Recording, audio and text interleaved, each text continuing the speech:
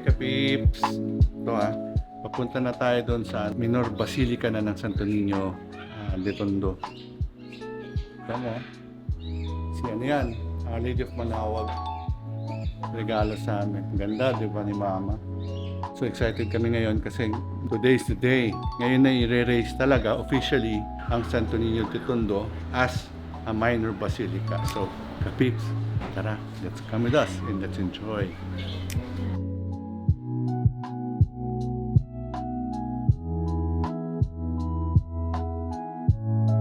Ganda ng shota mo no, mga Kapips. Tingnan naman si Kat. Ang ganda ng hermana natin. Andun si Idol Michael Leyva. Siya nag-prepare ng damit, pati jewelry ni Kat. Nininervous na kami actually kasi late na kami.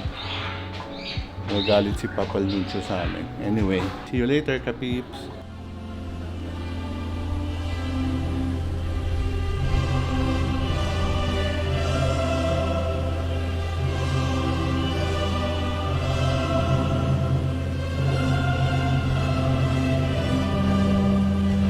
Good day, brothers and sisters in Christ.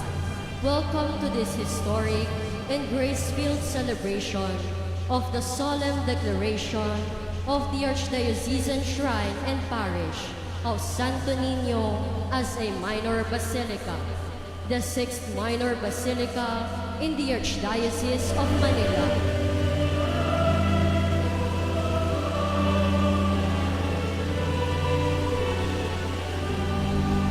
Most of all of you, the parish of Santo Niño de Tondo, today is a glorious day and one in which I, as your Apostolic Nuncio, that is Representative of Leo XIV, am very happy to be part of.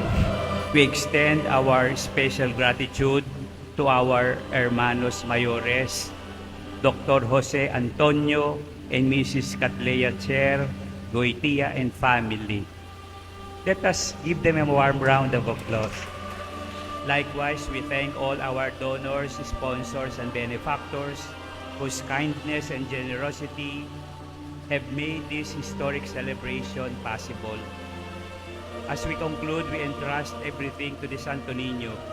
May He continue to guide us in humility, leading us ever closer to the greatness of God. Viva Santo Niño! Viva Santo Niño! Viva Santo Niño! Hi Kapips! Katatapos lang ng Mass para officially i-declare na as Minor Basilica ang Archdiocese and Parish Church ng Santo Niño de Tondo.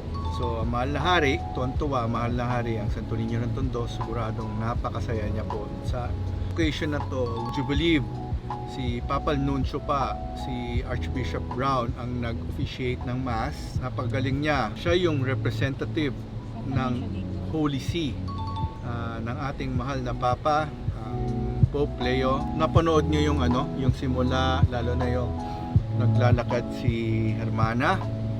Kala mo ang ganda, no? Kala mo si Mama Mary naka-blue siya. So yung motif talaga niya para yung color ni Mama Mary, light blue. And ako, yun, medyo umayat ng konti. Nung sinukat ko yung pantalon ko, nalalaglag na. 38 na lang ang waistline. 38 na lang ang waistline ko, mga Kapips. So susunod na episode, sasabihin ko kung ano yung mga secret ko.